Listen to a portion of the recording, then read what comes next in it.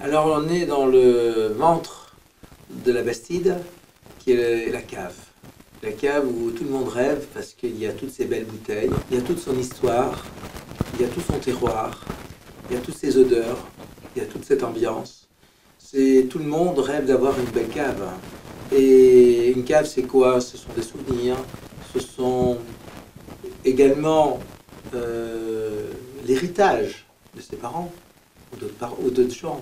Ce sont des cadeaux qu'on reçoit. Ce sont les souvenirs qu'on va dans les pays, on ramène des bons vins et on se le garde pour moi. Il dit, tu te rappelles, à cette époque-là, qu'est-ce qu'on faisait? On avait goûté ces vins, on va se les regoûter et c'est fabuleux. Et aussi, c'est un endroit où on va aller dénicher la bouteille qu'il faut pour le marier avec la cuisine. On va venir chercher cette bouteille quand on a le cœur et qu'on veut faire plaisir à la personne qu'on invite chez soi à sa table. Je vais lui faire découvrir ça, je sais qu'il aime ça, il va pas s'attendre, je vais lui transmettre, lui faire goûter ce qu'il aime.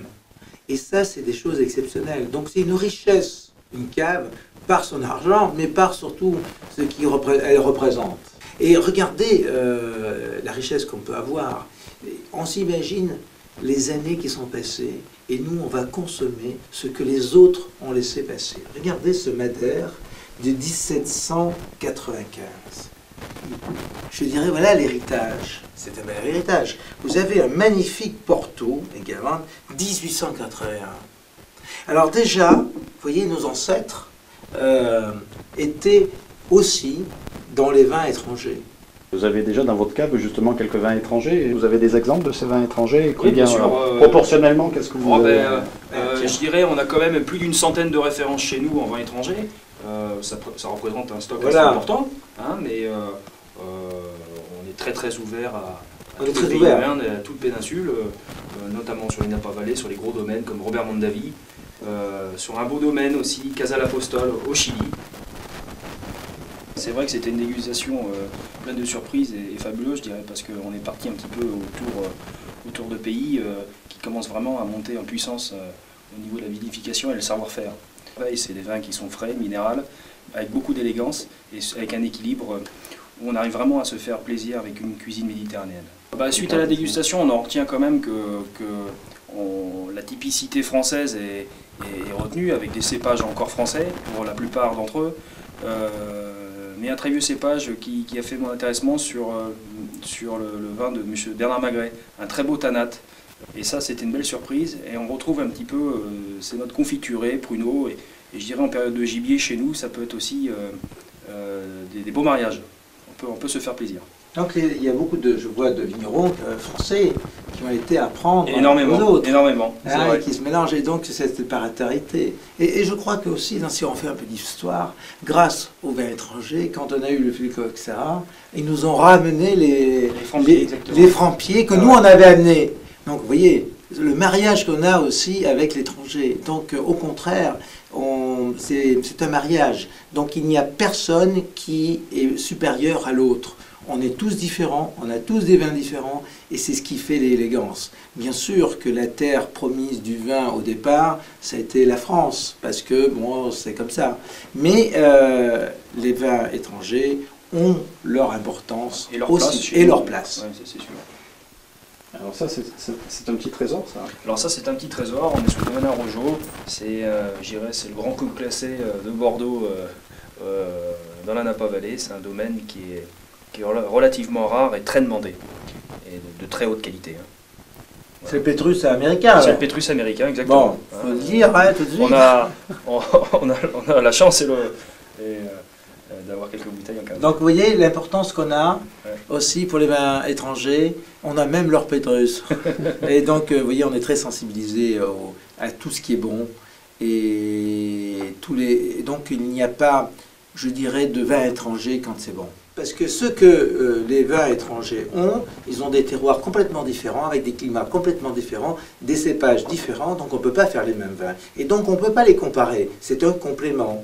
Et le savoir-faire français qui va voir les étrangers, et en regardant ce qu'ils font avec d'autres cépages et d'autres terroirs, et bien ça leur apporte, je dirais, un côté un petit peu exotique qu'ils mettent aussi dans leurs vins français. Et les vins français évoluent. Et c'est ce qui est important, c'est ça. Mais on ne pourra jamais les comparer. Il ne faut pas non plus. Je dis bien, toujours, c'est un complément. Et on n'a pas peur du complément, au contraire. Et c'est une forme aussi d'éducation. Vous vous rendez compte que ces pays qui n'étaient pas des gens qui buvaient du vin. Il y avait des gens qui ne faisaient pas du vin. Aujourd'hui, ils sont venus des amateurs, et dans les amateurs, ils vont consommer leur vin parce qu'ils vont apprendre avec leur vin. Et quand ils vont déguster les nôtres, eh ben, ils vont dire, eh ben, ils auront le côté, je dirais, averti, parce que pour goûter des très grands vins français qui sont au-dessus de tout le monde, parce qu'il y a des cépages bien précis, un savoir-faire de longue date, et donc ils ont une grande valeur. Et ces grandes valeurs, ils vont les apprendre, ils vont les incorporer avec eux. Et c'est ce qui va être notre chance. Et c'est pour ça qu'on vend beaucoup de vin à l'étranger, parce que maintenant, il y a beaucoup d'étrangers qui connaissent le vin.